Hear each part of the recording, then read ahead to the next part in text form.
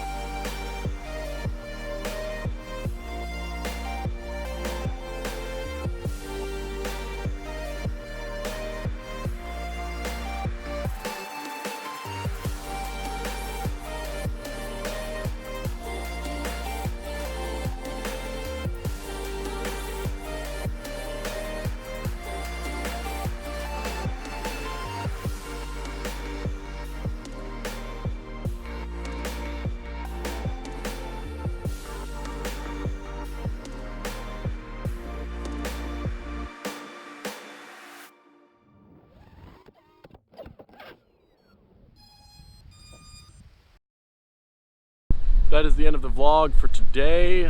I hope you guys like. This spot was really nice. I really like this spot.